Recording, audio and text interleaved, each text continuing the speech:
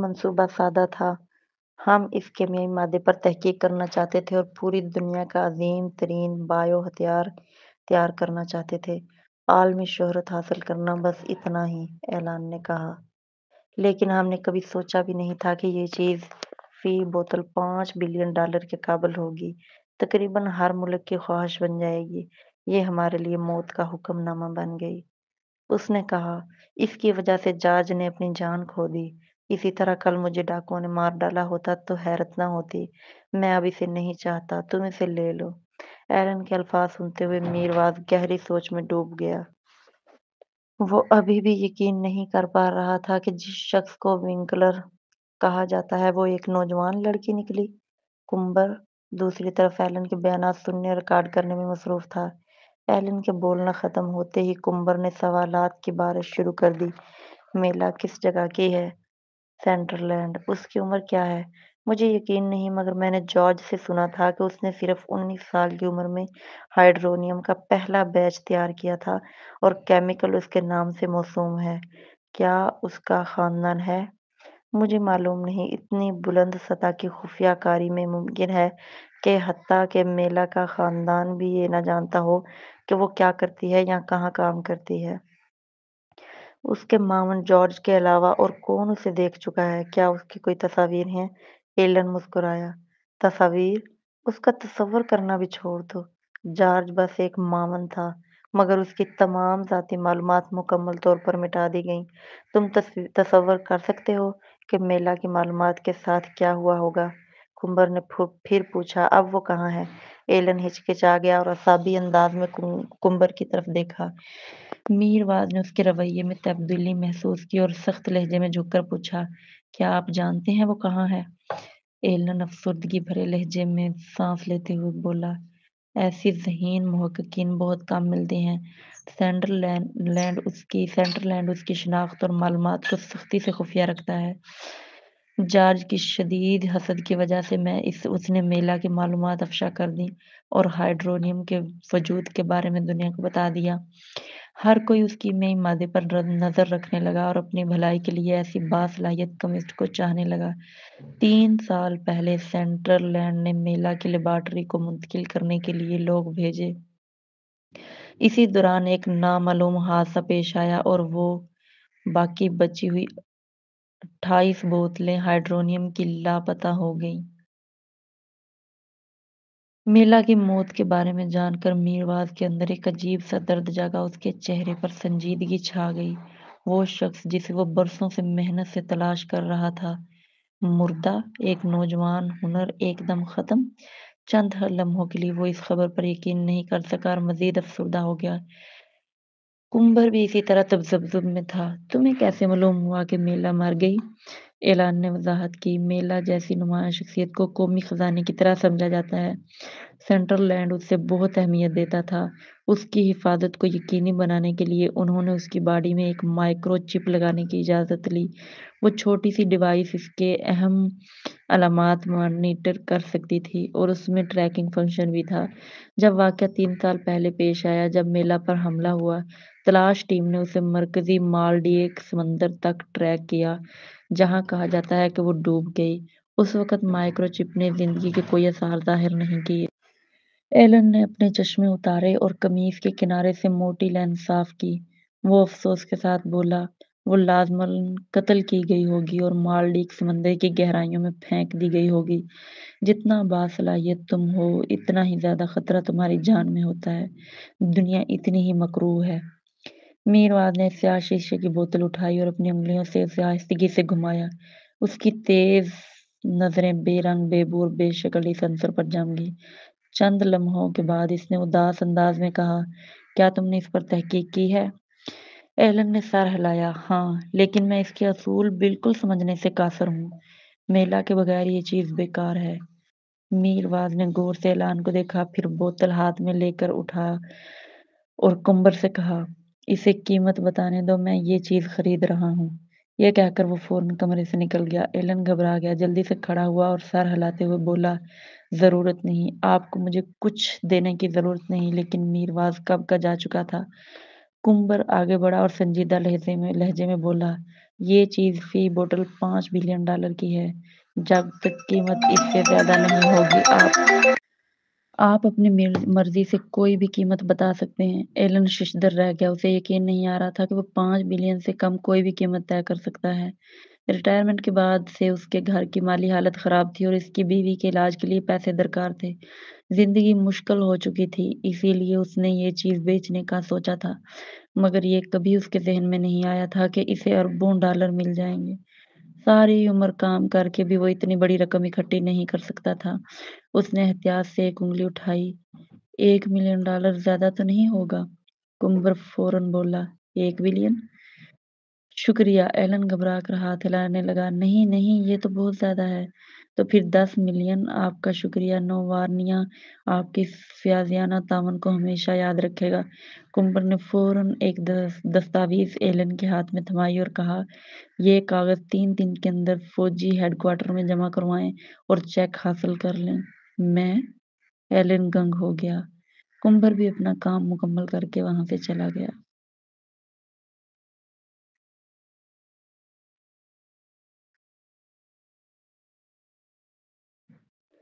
शाम को cruise ship नूरवानिया के पानियों में वापस पहुंची और बंदरगाह पर लंगर अंदाज हो गई। लोग आहिस्ता आहिस्ता जहाज से उतरने लगे। जब मेहरवानिया वनीजा के पीछे जहाज से उतरी तो सामने का मंजर देखकर हैरान रह गई। दो कितारों में फौजी दस्ते बावकार अंदाज में खड़े थे। वो सब एक ही सफ में जलाल और रोब का मंजर पेश कर रहे थे। फिर मेहरवानिया ने देखा कि सैली, बरकजई और सहमान एक पुरतइश गाड़ी के पास खड़े हैं।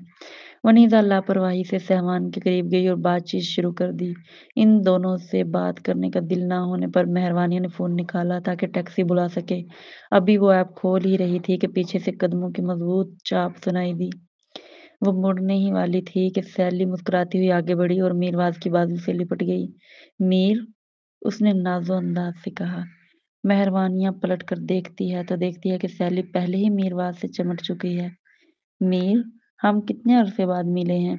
अभी तो हम दोबारा करीब आए हैं और मैं तुमसे अलग नहीं होना चाहती। मेहरबानिया के दिल में करवाहट घुल गई। आंखें भर आईं। उसने सर झुका लिया ताकि ये मंजर ना देखना पड़े। इतने में वनीजा और सहमान भी आ गए। वनीजा ने मुस्कुराकर कहा, सैली, मीर के पास बहुत काम है, उसके पास खेलने का वक्त नहीं। जबकि सहमान ने मजीद उकसाया, अगर तुम मीर से जुदा नहीं हो सकती तो चंद दिन उसके साथ फौजी अड्डे पर ही गुजार आओ। सैली बच्चों की तरह खुश हो गई। उछलते हुए और करीब होकर बोली, जरूर, मैं मीर का हथियार बनाने वाला बेस देखना चाहती हूँ। मीरवाज का चेहरा सख्त हो गया। उसने झुंझलाकर सैली को खुद से अलग किया और डांटा, बकवास बंद करो और मुझसे बंदर की तरह चिमटना छोड़ दो। करीब खड़े कुंबर और लुकास ने ये नामुनासिब हरकत देखी तो इनके चेहरों पर सख्त नागवारी छा गई। कुंबर ने दिल ही दिल में सोचा, कितनी घटिया हरकत है। मीर जैसे अजीम जनरल की शान सैली ने मिट्टी में मिला दी। लुकास ने भी यही सोचा। शुक्र है मेरे पास उस जैसी बचपन की महबूबा नहीं है। वनीजा ने वक़्त देखकर मेहरवानिया से कहा, मेहरवानिया, देर हो रही है, आओ डॉक्टर बरकजई की गाड़ी में चलते हैं। मेहरवानिया ने फोन पर ऐप खोली तो देखा कि 5 लोग पहले से टैक्सी की लाइन में थे। वो मजीद वहां खड़ी होकर ये दिल तोड़ने वाला मंजर नहीं देखना चाहती थी। ठीक है, उसने बेदिली से कहा और वनीजा के साथ बढ़ गई। सहमान के चेहरे पर खुशगवार मुस्कुराहट फैल गई। वो जल्दी से आगे बढ़ा और गाड़ी का दरवाजा खोल दिया। मेहरू, अचानक किसी ने नरम और प्यार भरे अंदाज में पुकारा। सबके कदम रुक गए। मेहरवानिया के भी कदम जम गए। उसने पलट कर देखा तो वो शख्स मीरवाज था। क्या उसने गलत सुना था? मीरवाज ने जोर से सैली को धकेल दिया, जो अब भी जिद के साथ उसके बाजू से चिमटी हुई थी। सैली लड़खड़ाकर पीछे हटी और हैरानी से मीरवाज को देखती रह गई और मीरवाज मेहरवानिया की तरफ बढ़ गया। ये वही सख्त और सपाट चेहरे वाला शख्स था जो इस लम्हे नहायत नरमी से एक औरत को उसके प्यार भरे नाम से पुकार रहा था, वो भी मेहरबानिया को जिसकी शोहरत अच्छी नहीं थी। मीरवाज सीधा उसके पास आया और उसका हाथ थाम लिया।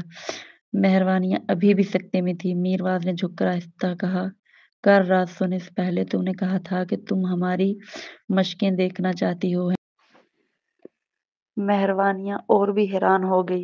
उसे तो इल्म नहीं था कि कोई मशकें हो रही हैं, और ना ही उसे याद था कि उसने ऐसी कोई बात कही थी। सहवान का चेहरा स्याह पड़ गया। उसने फौरन गाड़ी का दरवाज़ा बंद किया और सर्द लहजे में आगे बढ़कर कहा, तुम इतने मसरूफ़ हो, ये तुम्हें परेशान ना करे तो बेहतर होगा।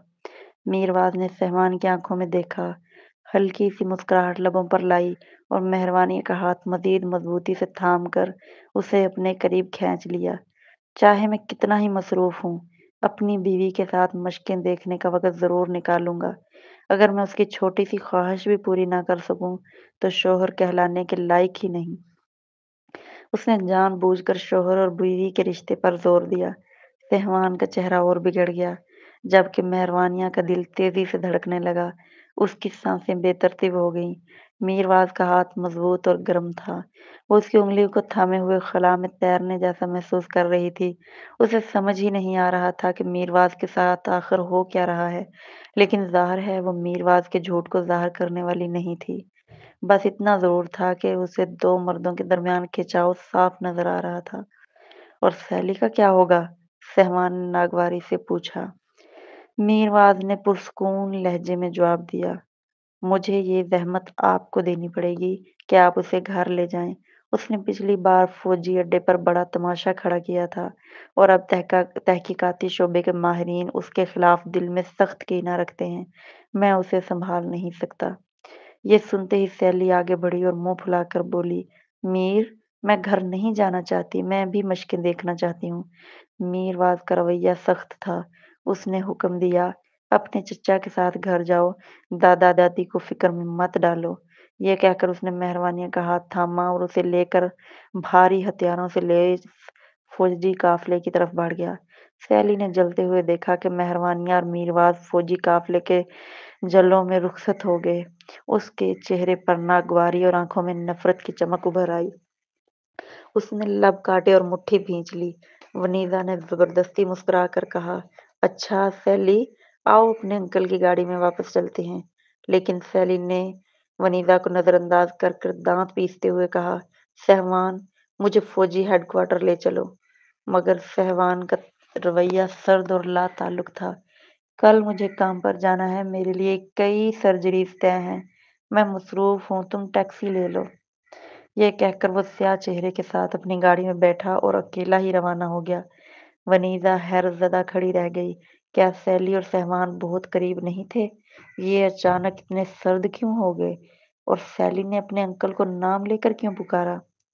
सहमान अकेला गाड़ी लेकर चला गया और सैली टैक्सी लेकर मीरवाज के काफिले के पीछे चल पड़ी। पीछे सिर्फ वनीज़ा रह गई, जो उलझन और हैरत में गुम खड़ी थी।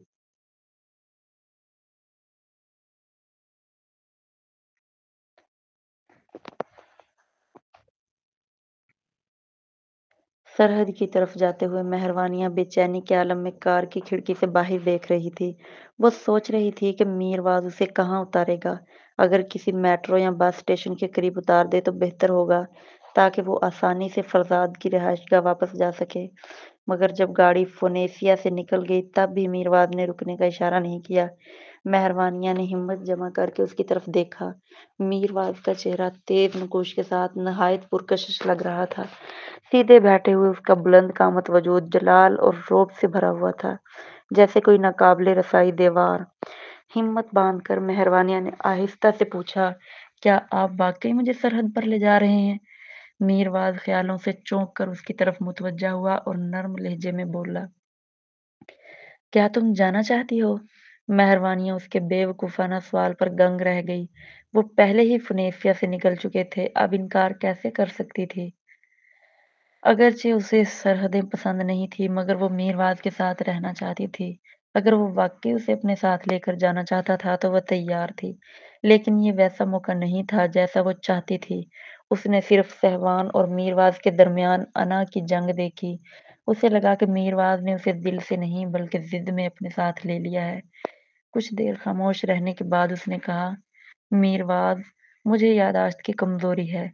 मेरे लिए सहवान एक अजनबी है और हमारे दरमियान कुछ नहीं। آپ کو دھوکا کھانے کی فکر نہیں کرنی چاہیے۔ دھوکا؟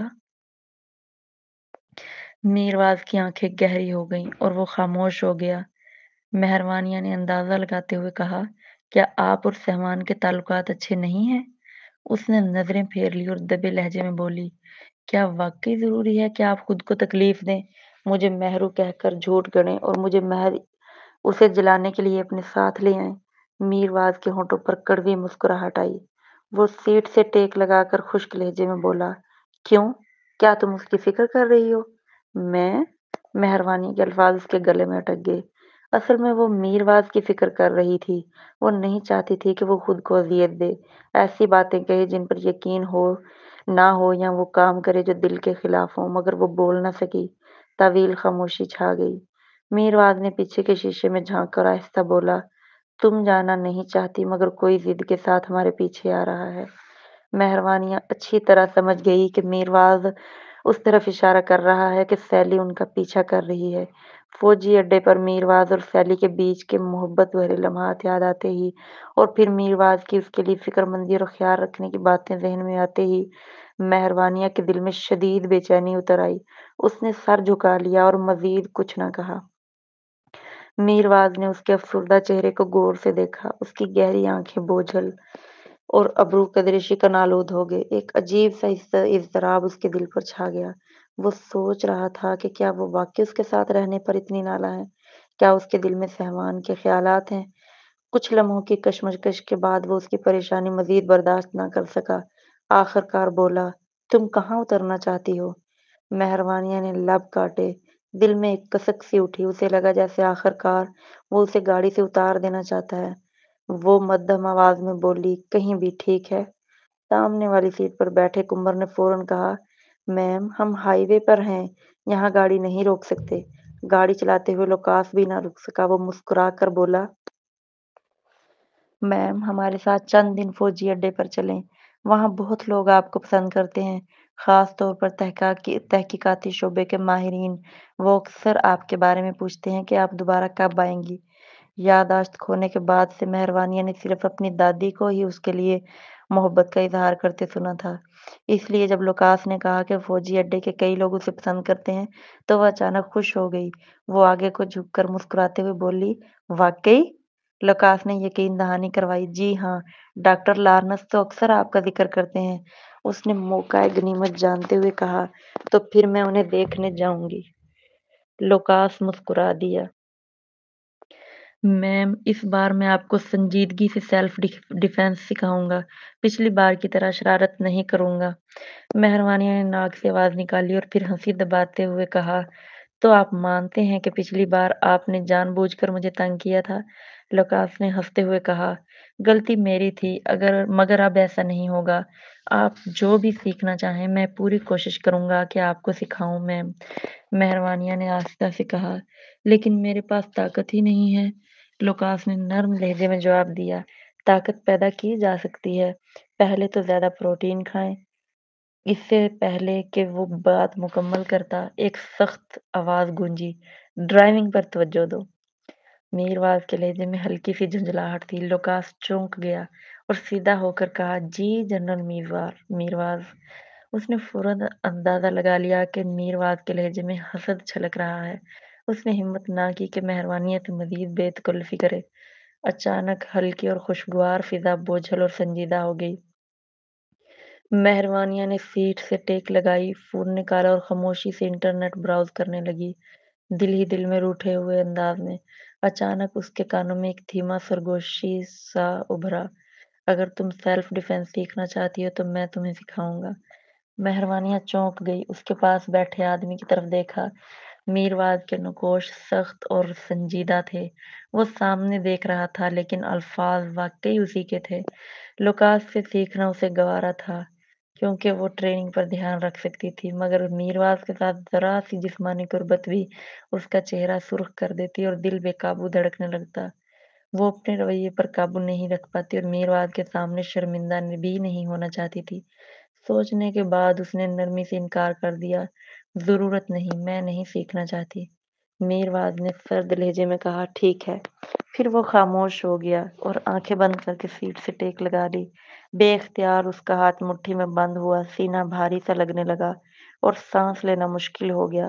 یہ عجیب سا اضطراب اس کے موڈ کو اور بھی خراب کر گیا۔ سرحدی علاقے میں نوربانیہ کا فوجی ہیڈ کوارٹر قائم تھا۔ قافلہ آہستہ آہستہ سخت پہرے میں قائم اسلحہ سازی کے مرکز میں داخل ہوا اور ایک شاندار فلک بوس عمارت کے سامنے رک گیا۔ مہروانیہ نے اس جگہ کو پہلی بار دیکھا تھا۔ گاڑی سے اتر کر وہ میرواز کے ساتھ عمارت میں داخل ہوئی اور سیدھی لفٹ کے ذریعے اوپر کی منزل پر پہنچ گئی۔ وسیع و عریض کانفرنس ہال میں درجنوں افراد مختلف وردیوں میں قطار بنا کر کھڑے تھے۔ جیسے ہی میرواز اندر داخل ہوا، سب جھک کر بولے، جنرل فرزاد۔ مہروانیہ حیران رہ گئی۔ ان میں کچھ سفید لیب کوٹ پہنے ہوئے تھے، کچھ فوجی جنگی وردیوں میں تھے اور کچھ تحقیقی اور تکنیکی لباس میں۔ باقیوں کی وردیاں تو وہ پہچان ہی نہیں پائی۔ یقیناً یہ سب فوج کے مختلف شعبوں کے سربراہ تھے۔ ہمیشہ کی طرح سخت اور سرد مزاج کے ساتھ میرواز میز کے سرے پر جا بیٹھا۔ لوکاس نے مہروانیہ کو کانفرنس روم کے ساتھ والے لاؤنج میں لے جا کر کافی پیش کی۔ بی بی، جنرل فرزاد کی ایک ہنگامی میٹنگ ہے، آپ کچھ دیر یہاں آرام کریں۔ مہروانیہ نے اس بات میں سر ہلایا، ٹھیک ہے۔ لوکاس کے جانے کے بعد مہروانیہ نے کچھ دیر فون پر وقت گزارا، مگر پھر اس کے دل میں خیال آیا کہ وہ یہاں میرواز کا انتظار کیوں کر رہی ہے۔ اس میں کوئی فائدہ نہیں۔ بھوک بھی محسوس ہونے لگی تھی، چنانچہ وہ عمارت سے باہر نکل آئی۔ سورج کی ڈھلتی کرنوں نے ماحول پر ایک سنجیدہ سا رنگ ڈال دیا تھا۔ تھکی تھکی اور بھوکی سی وہ ادھر ادھر گھومنے لگی، لیکن چونکہ یہ علاقہ بہت بڑا تھا اور گویا ایک چھوٹے قصبے کے برابر لگ رہا تھا، اس لیے وہ جلد ہی راستہ بھٹک گئی۔ انجانے میں مہروانیہ ایک چھوٹے پارک تک جا پہنچی، جہاں باسکٹ بال کا کورٹ بھی بنا ہوا تھا۔ آگے بڑھتے ہوئے اس کے دل میں ایک عجیب سا اضطراب اترنے لگا۔ بھاری ہوا میں ایک سرد جھونکا شامل تھا۔ مہروانیہ نے فون نکالا اور میرواز کا نمبر تلاش کیا، لیکن یہ سوچ کر کہ وہ میٹنگ میں ہے، کال نہ کرنے کا فیصلہ کیا۔ اسی لمحے ایک پر اسرار سرسراہٹ کی آواز نے اسے چونکا دیا۔ وہ گھبرا کر مڑی۔ شام ڈھل چکی تھی اور گھنے درختوں کے سوا اندھیرے میں کچھ دکھائی نہ دے رہا تھا۔ کچھ غلط ہونے کا احساس ہوتے ہی اس نے آگے بڑھنا چھوڑ دیا اور پیچھے مڑ کر قدم اٹھانے لگی۔ اچانک ایک سایہ بڑے درخت کے پیچھے سے نکل کر اس پر جھپٹا۔ مہروانیہ کے منہ سے دہشت ناک چیخ نکلی۔ وہ حملہ آور کو دیکھ بھی نہ پائی تھی کہ اس نے زور سے اسے زمین پر گرا دیا۔ حملہ آور نے اسے دبوچ لیا اور ایک تیز دھار خنجر اس کے سینے کی طرف بڑھایا۔ بچاؤ! مہروانیہ نے پوری قوت سے چیختے ہوئے خود کو چھڑانے کی کوشش کی۔ خنجر جب اس کے سینے کی طرف بڑھا تو اس نے بے اختیار اپنے ہاتھ آگے کر کے اسے روک لیا۔ دھار اس کی ہتھیلیوں میں پیوست ہو گئی اور ناقابل برداشت درد نے اسے تڑپا دیا، لیکن حملہ آور زیادہ طاقتور تھا۔ اس نے زبردستی دباؤ ڈالا، جس سے مہروانیہ کا جسم کھسک گیا اور خنجر اس کے سینے کو چھو گیا۔ ابھی حملہ آور دوسرا وار کرنے ہی والا تھا کہ ایک دھاڑتی ہوئی آواز گونجی، رک جاؤ! لوکاس 100 میٹر دور سے پوری رفتار کے ساتھ دوڑتا آ رہا تھا۔ حملہ آور نے آتے ہوئے شخص کو دیکھتے ہی تیزی سے گھنی جھاڑیوں میں چھپ کر راہ فرار اختیار کر لی۔ زمین پر گری مہروانیہ ہانپتے ہوئے آنسوؤں کے دھندلکوں میں آسمان کو تک رہی تھی۔ اس کا وجود خوف سے کانپ رہا تھا۔ ہتھیلیوں اور سینے میں اٹھنے والا درد اسے یاد دلا رہا تھا کہ وہ اب تک زندہ ہے، مگر موت کے قریب پہنچنے کا ڈر اسے پھر سے اپنی گرفت میں لے رہا تھا۔ لوکاس تیزی سے آیا، اس نے مہروانیہ کو اٹھایا اور میڈیکل روم کی طرف دوڑا۔ اس کی آواز کپکپا رہی تھی، بی بی کچھ نہیں ہوگا، حوصلہ رکھیں، آپ کو کچھ نہیں ہوگا۔ مہروانیہ نے آنکھیں آہستہ آہستہ بند کر لیں۔ دل کی گہرائی سے وہ لوکاس کی زندگی بچانے پر شکر گزار تھی۔ فیلڈ اسپتال میں اس کا فوری علاج کیا گیا اور خون بہنا روک دیا گیا۔ خوف کچھ کم ہوا تو وہ بستر پر لیٹ گئی اور حملہ آور کی یاد تازہ کرنے لگی۔ اس لمحے راہداری میں بھاری اور تیز قدموں کی آواز گونجی۔ اس کے بعد دروازہ زور سے کھلا۔ چونک کر مہروانیہ نے دیکھا، میرواز سانس پھولاتا ہوا اس کے بستر تک آ پہنچا تھا۔ میرواز کا چہرہ غیر معمولی طور پر اداس تھا اور اس کی آنکھوں میں دکھ بھر آیا تھا۔ وہ سانس پکڑتے ہوئے بے ترتیب طریقے سے سینہ چڑھا رہا تھا۔ مہروانیہ نے کبھی میرواز کو اتنی گھبراہٹ میں نہیں دیکھا تھا، اس لیے وہ لمحہ بھر کے لیے حیران رہ گئی۔ جب سے میرواز وارڈ میں داخل ہوا تھا، وہ ایک لفظ بھی نہیں بولا۔ مہروانیہ نے حلق صاف کیا اور دھیمی آواز میں بولی، مجھے مسٹر ویگا کا شکریہ ادا کرنا ہوگا کہ انہوں نے وقت پر بچایا، میں اب ٹھیک ہوں۔ میرواز خاموش رہا، اس کی تیز رفتار سانس لینے میں کوئی قرار محسوس نہیں ہو رہا تھا۔ مہروانیہ اس کے رویے سے سخت خوفزدہ محسوس ہوئی۔ اس میں آہستگی سے پھیلتی ہوئی سختی نے اس کے جسم میں کانپ پیدا کر دی۔ اس نے اپنی زخمی ہاتھ اٹھا کر صبر سے وضاحت کی، حملہ آور نے میرے کے خنجر نے میرے سینے کو وار کرنے کی کوشش کی۔ میرے پاس چارہ نہ تھا، اس لیے میں نے ہاتھوں سے روکا اور خنجر ہٹ گیا۔ ڈاکٹر نے کہا یہ صرف گوشت کا زخم ہے، جلدی ٹھیک ہو جائے گا۔ مہروانیہ کے پٹی بندھے ہاتھ دیکھ کر میرواز نے آہستگی سے مٹھی بند کی۔ اس کے ناخنوں کے ٹھنٹے ٹوٹنے جیسی آواز نے محسوس کروایا کہ وہ غصے کے دھماکے کے قریب ہے۔ مہروانیہ کو میرواز کے اس پہلو سے خوف آنے لگا۔ مزید عجیب بات یہ تھی کہ جب اسے سب سے زیادہ تسلی کی ضرورت تھی تو اس کی زخمی حالت نے ایک غصے میں ڈوبے میرواز کو پرسکون کیا، گویا وہ خود اس کا سہارا بن رہی تھی۔ چاہے وہ اسے تسلی دینے کی کتنے ہی کوششیں کرتی، وہ خاموش رہا اور خوفناک غصہ ظاہر کرتا رہا۔ یہ حقیقتاً اسے ہی ڈرا رہا تھا۔ آنکھوں میں آنسو روک نہ پائے، مہروانیہ کی آواز مدھم پڑ گئی جب اس نے سرگوشی کی، میں نے آپ کو تکلیف دینے کا ارادہ نہیں کیا، میں نے یہ نہیں مانگا تھا۔ میرواز اندر چھپے غصے اور خوف کو روک نہ سکا۔ وہ بستر کے کنارے بیٹھ گیا، مہروانیہ کے اوپری جسم کو اپنی باہوں میں کھینچ لایا اسے زور سے گلے لگا لیا۔ جب اس نے مہروانیہ کی جسمانی حرارت محسوس کی تو اس کے جوش میں آہستہ آہستہ سے کمی آئی۔ اس کی اچانک حرکت نے مہروانیہ کو چونکا دیا اور اس کے ہاتھ فضا میں جم گئے۔ یہ پہلی بار تھا جب میرواز نے اسے اتنا قریب پکڑا، گویا وہ طاقت سے اس کے جسم کو اپنے اندر ملانا چاہتا ہو۔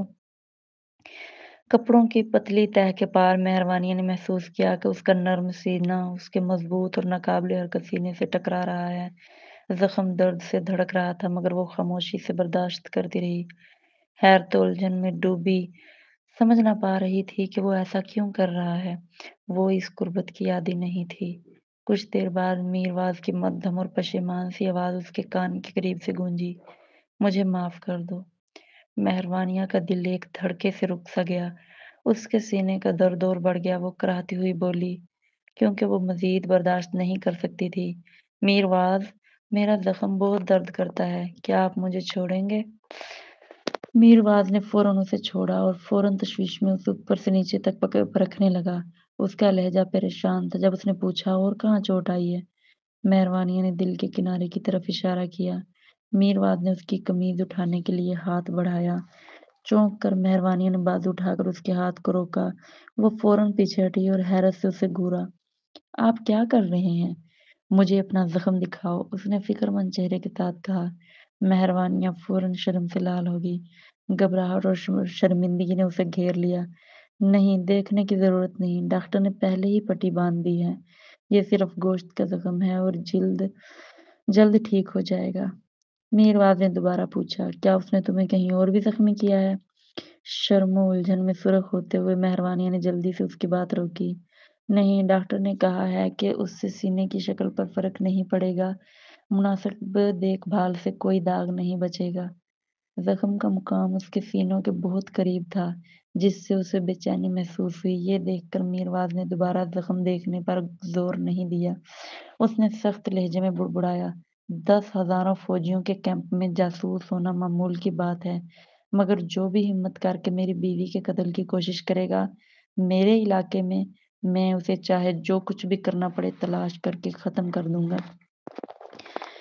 جب اس نے میری بیوی کہا تو مہروانیہ کا پہلے سے ہی اضطراب زدہ دل تیز دھڑکنے لگا اور وہ اندر ہی اندر پھڑپھڑا اٹھی۔ اپنے آپ کو سنبھالنے کے بعد میرواز کو احساس ہوا کہ وہ حد سے زیادہ رد عمل دے بیٹھا ہے۔ وہ اٹھا، گلا صاف کیا اور سنجیدہ لہجے میں پوچھا، مجھے بتاؤ، تمہیں اس شخص کے بارے میں کیا یاد ہے جس نے یہ کیا؟ وہ مرد تھا یا عورت؟ مہروانیہ نے کچھ لمحے سوچا، پھر سر ہلا دیا۔ وہ پورے سیاہ لباس میں تھا، سیاہ ٹوپی اور سیاہ ماسک پہنے ہوئے۔ میں اس کا چہرہ نہیں دیکھ سکی۔ میرواز نے پوچھا، اس کا قد اور جسمانی ساخت کیسی تھی؟ وہ अचानक एक जल्दबाज आवाज ने मेहरबानिया को बीच में काट दिया। मीर मीर। सैली भागती हुई वार्ड में दाखिल हुई, परेशान सी लग रही थी।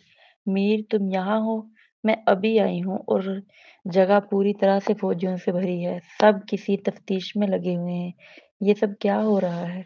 मेहरबानिया ने सर झुका लिया, उसके पास कहने को अल्फाज ही ना बचे। सैली ने मेहरबानी की तरफ देखा जो बिस्तर पर लेटी थी और जानबूझकर आंखें फैलाकर हैरत ज़ाहिर की। तंजिया अंदाज में बोली, ओ माय गॉड मेहरबानिया, तुम जख्मी हो? क्या हुआ? कैसे जख्मी हुई? किसने ये किया? क्या बहुत दर्द हो रहा है? बज़ाहिर फ़िक्रमंदी के सवालात थे, मगर लहजे में छुपी खुशी साफ झलक रही थी। मेहरबानिया ने सर्द मुहरी से जवाब दिया, मैं ठीक हूँ।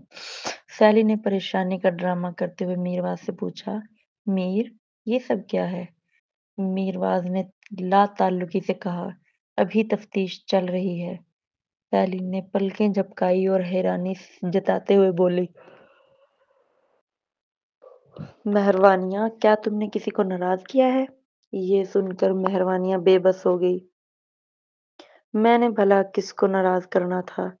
सैली ने कंधे उचकाकर कहा, कौन जाने। मैंने अपने अंकल से सुना था कि तुम उससे पहले मुख्तलिफ मर्दों से ताल्लुक रखती थी। तुम्हारा रवैया बहुत मगरूर और जरी था, तभी तो तुमने कई लोगों को नाराज किया होगा। सैली की बातों ने मेहरबानिया को गुस्से से भर दिया, मगर वो लाचार थी, खास तौर पर मीरवाज के सामने। उसे कोई जवाब नहीं सूझ रहा था। दिल पर बेइज्जती और जिल्लत का बोझ बढ़ता जा रहा था। सैली ने मजीद जहर उगला, हो सकता है कैंप में तुम्हारा कोई पुराना आशिक हो, जिसे तुमने पहले धोखा दिया हो। अब जब वो देख रहा है कि तुम खुशगवार अज़दवाजी जिंदगी गुजार रही हो, तो इंतकाम लेने आया हो। मेहरबानी ने गुस्से से पूछा, तुम्हें ऐसा क्यों लगता है? सैली ने हंसकर कहा, और क्यों, ये मीर के दुश्मन नहीं हो सकते, क्योंकि सब जानते हैं कि वो तुम्हें पसंद नहीं करता। उसके दुश्मन तुम्हें कभी निशाना नहीं बनाएंगे। मेहरबानिया ने गुस्सा जब्त करते हुए आहिस्ता कहा, मिस बरकज़ई, आपको कहानियां गढ़ने का बहुत शौक है। आपको एक किताब लिखनी चाहिए। मैं सैली मज़ीद कुछ कहना चाहती थी, मगर मीरवास का चेहरा अंधेरा हो गया। उसने सैली की कलाई मज़बूती से पकड़ी, उसकी आवाज़ दबी हुई मगर इंतहाई सख्त थी। मेरे साथ आओ। उसकी गिरफ्त इतनी शदीद थी जैसे वो उसकी हड्डियाँ तोड़ डालेगा। उसके गुस्से की लहर साफ महसूस की जा सकती थी। उसके बावजूद सैली ने खुद को सँभालने की कोशिश की और मसनूई मुस्कुराहट के साथ मेहरबानी को देखकर बोली, आराम से रहना, मैं मीर और मैं निकल जाओ। मीरवाद ने उसे बात मुकम्मल करने का मौका ना दिया और बेरहमी से वार्ड से बाहर घसीट लिया। मेहरबानी ने आहिस्ता से आंखें मूंद लीं और सर कंबल के अंदर छुपा लिया। आखिरकार वो खुद पर काबू ना रख सकी और आंसू बहा दिए। उसका जिस्म जज्बात की शिद्दत से लर्ज रहा था। वो अपने माजी से कभी नहीं बच सकती थी। उसका माजी उसकी जिंदगी में एक कलंक की तरह पेवस्त था, जो उसे कमतर, शर्मिंदा, नापाक और मीरवाज के लायक ना होने का एहसास दिलाता था। मीरवाज़ जैसा शानदार आदमी कभी उसे पसंद नहीं करेगा, तो वो आखिर किस खुशफ़हमी में थी, किस ज़िद पर कायम थी? वार्ड के बाहर राहदारी में मीरवाज़ ने सैली को ज़ोर से दीवार से दे मारा। सैली का कंधा ज़ोर से टकराया और वो दर्द से कराह उठी। अपनी सूजी हुई कलाई सहलाते हुए उसने शिकायत की, मीर तुम्हें क्या हो गया है? तुमने मुझे ज़ख्मी कर दिया। मीरवाद ने कमर पर हाथ रखे गहरी सांस ली।